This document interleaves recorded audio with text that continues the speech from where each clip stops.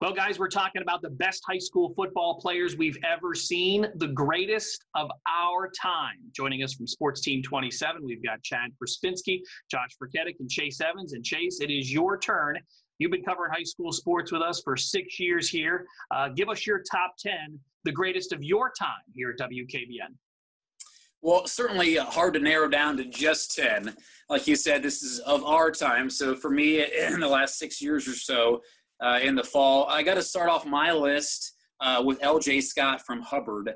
Arguably, in person, I think he might be the best high school football player I've seen, which is saying a lot when you get to my next guy coming up on the list. But LJ was so physically dominant and at all times the best player on the football field.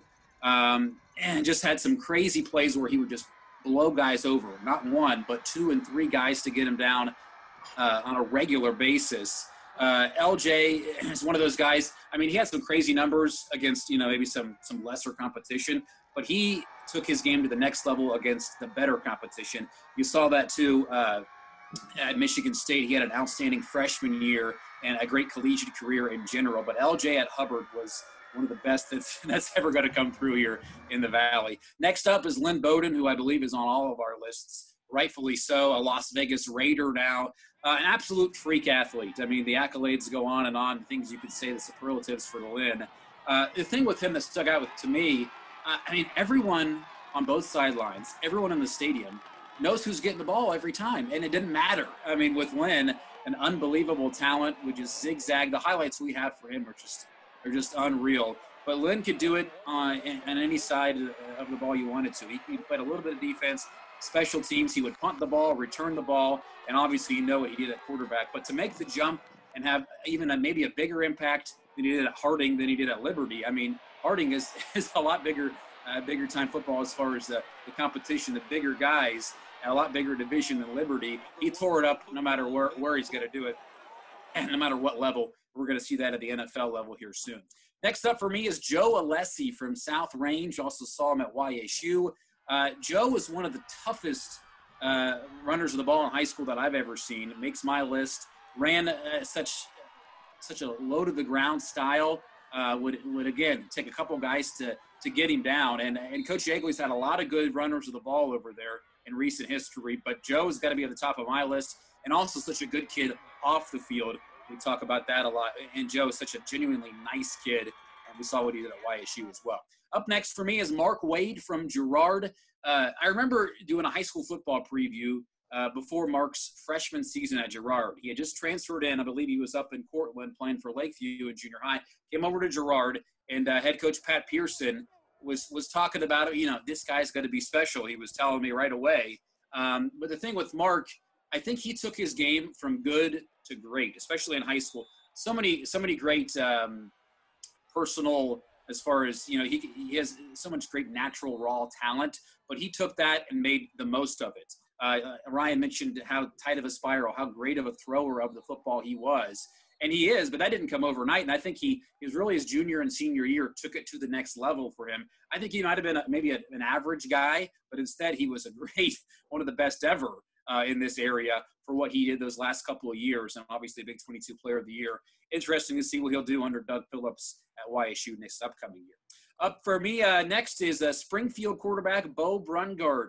He just squeaked in on Josh's list there, but it's hard. It's hard to put a sophomore on the list because he's still got 2 years left, a lot of unproven football left ahead of him. But Bo's football IQ, I think, is the difference for me. Again, when he's on the field, he's probably the smartest and probably the best player out there at all times, whether he's playing defense or not. I've had a game, I remember he returned an 80-yard interception for a touchdown.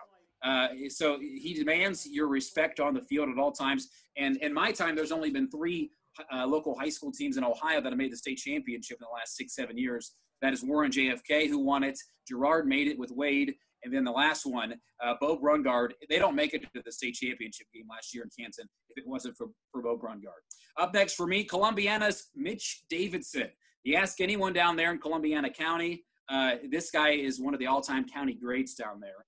5'9", small guy, quiet guy off the field, but he would really make you pay on the field with his arm and his legs. Certainly a lot of fun to watch still holds all kinds of records down there, throwing the ball at Columbiana. And again, one of those guys that you genuinely love to cover, just such a nice kid. But Mitch would certainly make you pay in more ways than one. Up next for me is Girard's Jack Del Garbino, the second Indian to crack the list for me. And I truly think, you can't take away anything from Mark Wade, but there might not be maybe as many records, or his life wouldn't have been nearly as easy if it wasn't for Jack Del Garbino. The big guy snapping him the ball at center, played defensive line as well. He had to. Such a force. A roadblock in the middle for Girard there. A big reason why they made it to the state championship game that year. A lot of guys know him for his wrestling talent. He's currently wrestling at Princeton University. But Jack could certainly play a lot of good football, and he did so in an impressive way at the high school level. Sticking with the linemen, got to give a little love as well to Jaquay Hubbard. Josh mentioned him as well from Sharpsville. Such a dominating force on both sides of the ball.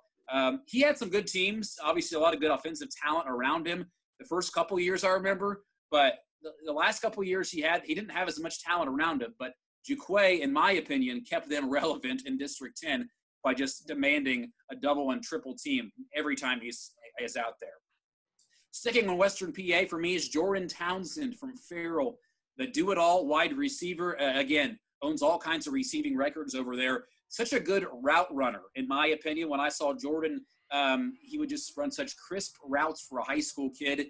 Very intentional in the way he would run the ball after the catch. Certainly a lot of fun to watch. And him and Zion Strickland, I think Zion could have made this list as well, but they would make just one-handed catches like it was nothing. And, it's just like, hey, get back to the line of scrimmage for the next play. Like everyone else would be in awe, and these guys would just do it like another snap of the ball. Last one for me is Cam Merritt from Wilmington, the little running back that had a lot of punch to him. Chuck Carr from Hickory definitely could have been on the list too. We talk about Lane Voydick. Josh mentioned him too. But Cam Merritt is a guy that he would make you pay, and a lot more physical a runner than people would give him credit for. Because again, I think he was only 5'8", 5'9" as well. But he would get the ball sometimes 20, 25 times a game, and didn't bat an eye. He would run the ball hard. And again, Wilmington's had a lot of great running backs. But in my time, the last 6 years, Cam's got to crack my list there. So that's a look at the 10 guys that I think, but certainly a lot more that could have made the list. But interesting to see what we'll be holding in the future. But that's my top 10 of my time. Good to see Joe Alessi in someone's top 10. Absolutely one of my favorite players, a 2,000-yard rusher at South Range, and just a great example of how small schools can produce some big-time players, because he had a big role at YSU as well. So here's a quick look back at Chase's top 10, the greatest of his time here at WKBN.